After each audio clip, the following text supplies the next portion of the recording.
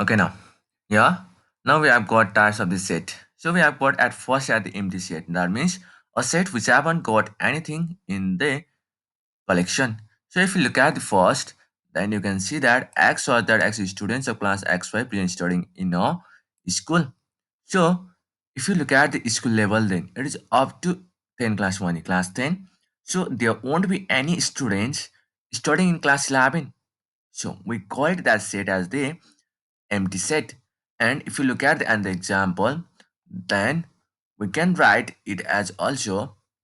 So X shows that X student presently studying in both class X and XI. So if you look at it, then you know that a student can't read in both classes at the same time. It is 10 and 11.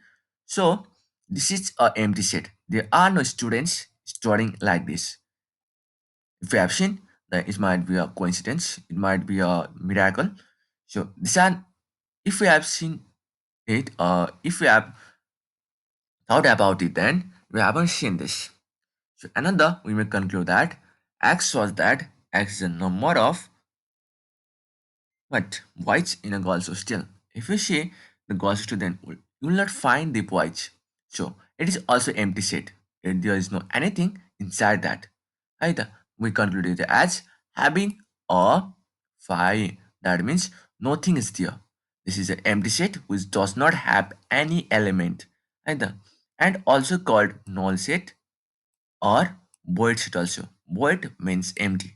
And the meaning of void is empty, and while null means also empty, there's nothing inside it. So now here we have got some of the example of empty set. So first we have got x, whether x belongs to 1 less than x less than 2, x is natural number. If we look at it, then a equals to, let us point out the natural number, a equals to 1 comma 2. So these are natural number. We can't include this because they are equal to sign below the less than sign.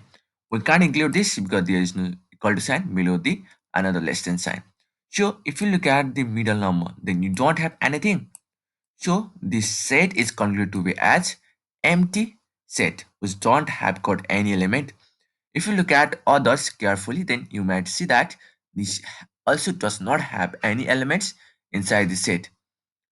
So screenshot, pause it and look at the examples, and if you find out any example which have got set which have got any element inside it, then you can give it in the comment box which is in the downward side. So now another, we have got finite and infinite set. You might be talking about the set. Okay, then if you are given like this, is equals to the set from of natural number less than 10, you might say that 1 2 3 4 5 6 7 8 9. So that is countable. There are 9 elements inside the set.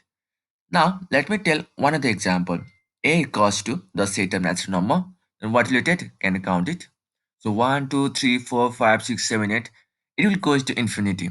You cannot count that type of set. Sure, the countable sets, which can be counted. The countable sets are called finite sets, while the incountable or uncountable, not incountable, sorry for the grammatical mistake, uncountable set are called infinite set. So now here we have got non-empty finite set. That means which must have got some element. Either if you are writing like this empty set, so in that empty set you can count it. You can, sorry, you don't have any number, so you can count it that it is zero. So that is a countable. So that is not constituted as finite. Let me take an example which I've got one element. So for that, what?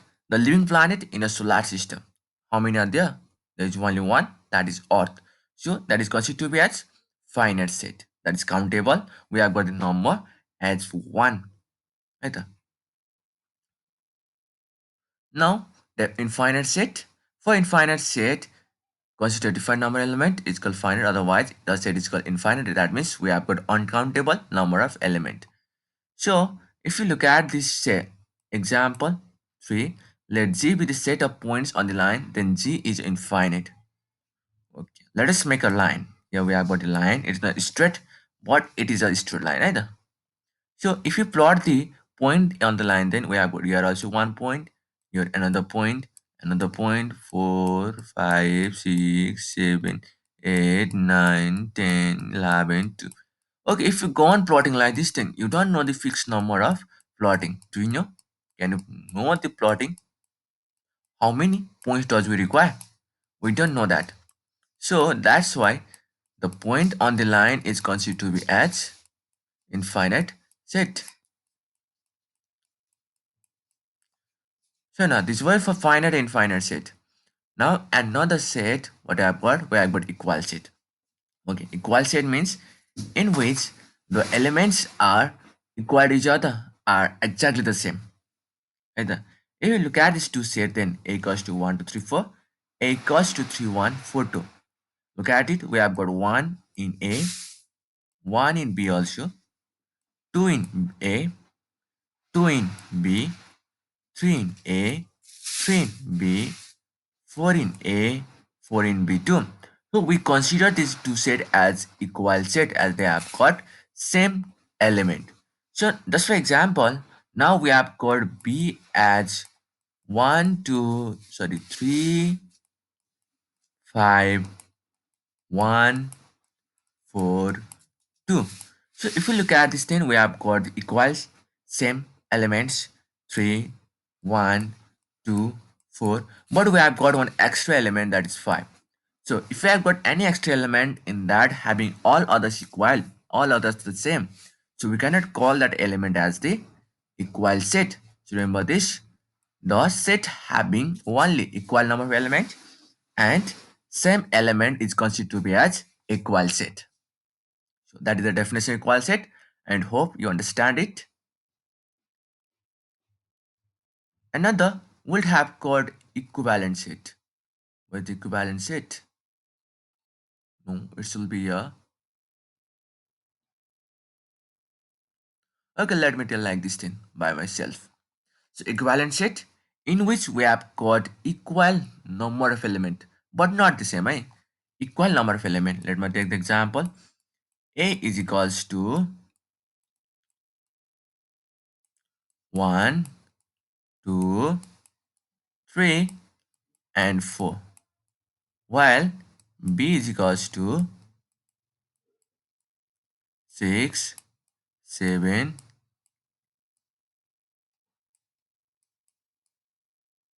8, 9. Sure. Yeah, if you look at the element, then we haven't got the same. We have got 1, but we don't have got 1 here, so they are not the same. But if you look at the number of element, then here we have got 1, 2, 3, 4 elements. There's 1, 2, 3, and 4 elements. So these two are considered to be as equivalent set. Spelling EQUIVALENT.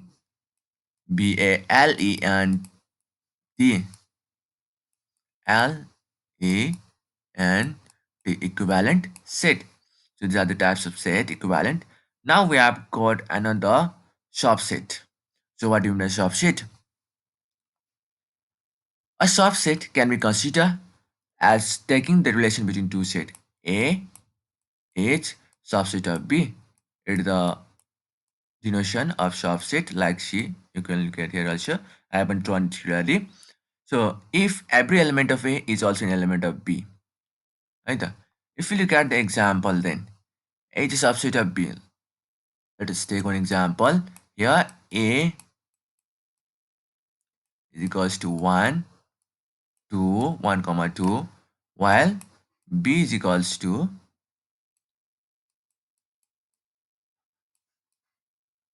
2, 1 and 3. If you look at the set B, you look at it, we have got 2 which is in A also. We have got 1 which is in A also. So here in A we have got every element which is in B. So here we consider A as to be the subset of B. Subset means having every element in another set. Then another we may have got some proper set. Okay. Here we have got subset of real set of real number. Then what do you mean by it? And let us look at this also. As noticed section 1.6, below that in upper one, above that, there are many important subsets of R. So we give below the names of the subset. Here we are going to set up natural numbers 1, 2, 3, 4, 5, while z equals to, we are going to set up integers, that is from infinity towards the negative side to the infinity towards the positive sides. Now, here we are going to set a rational number q is equals to x such that x equals to p by q. And that can be divisible, which where p and q belongs to some integer and q does not belong to 0. So at that time, those are the sets, which is read q the set of all numbers x such that x equal to quotient p by q, where p and q are integers and q is not 0. We read this statement as like that. Members of Q include -5, which can be expressed as -5/1, 5/7, 3 whole 1 by 2, which can be expressed as 7 by 2 and 11/23. Is the expression of the Q set. So, from that, we will know that N is a subset of Z. If we look at in and then it has got every set which is in the Z also. So N is subset of Z while Z is subset of Q. If you look at the Z, then we have got every element which is contained in Q. So Z is a subset of Q. Q is a subset of R, real numbers.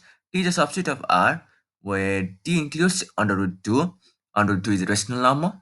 Under root 5 is also a rational number, while pi is also rational.